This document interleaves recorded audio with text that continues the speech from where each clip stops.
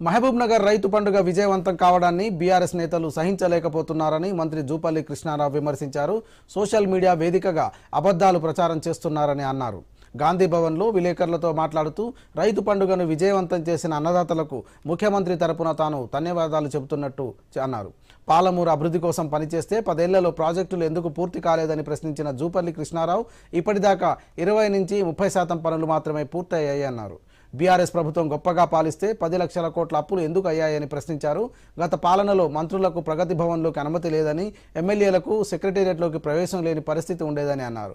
ప్రతిపక్షాల అబద్ధాలను నమ్మొద్దని మంత్రి జూపల్లి కృష్ణారావు ప్రజలను కోరారు.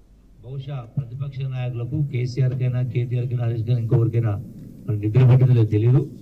విమర్శలు రాష్ట్ర ప్రజానికానికి మరొకసారి నేను విజ్ఞప్తి చేసినట్టే, ఇలా సోషల్ మీడియా ద్వారా కొన్ని పార్టీల కరపత్రాల ద్వారా, న్యూస్ పేపర్ ద్వారా తిమ్మిని బమ్మి చేసి అవాస్తవాల్ని చెప్పే ప్రయత్నం చేస్తూ ఉన్నారు. ఏదో గొప్ప పరిపాలన చేసినామని చెప్పని 10 సంవత్సరాలు ఏదో గొప్పగా ఎలుగబెట్టమని చెప్పని మాట్లాడుతూ ఉన్నారు.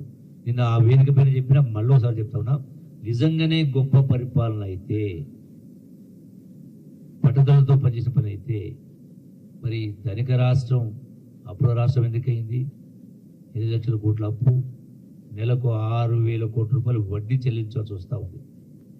ఇలా రైతు బంధు అయిపోయేది, తర్వాత అట్లాగే నిరుద్యోగ వృద్ధి అయిపోయేది, అన్ని ఉద్యోగాలు ఫిలప్ అయిపోయేది, ఉపాధి అవకాశాలు వచ్చేది, చాలా జరిగేది.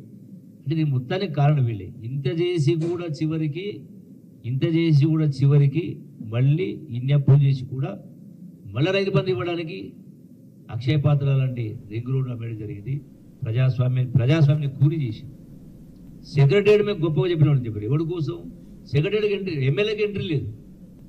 ప్రతిపక్ష మాటల గాడిలో పడకుండా ఒకటే మరొకసారి విజ్ఞప్తి చేసేది రాష్ట్ర ప్రజానీకానికి, అన్ని వర్గాల వాళ్లకు, ఈ దేశానికి కానీ ఈ రాష్ట్రానికి కానీ కాంగ్రెస్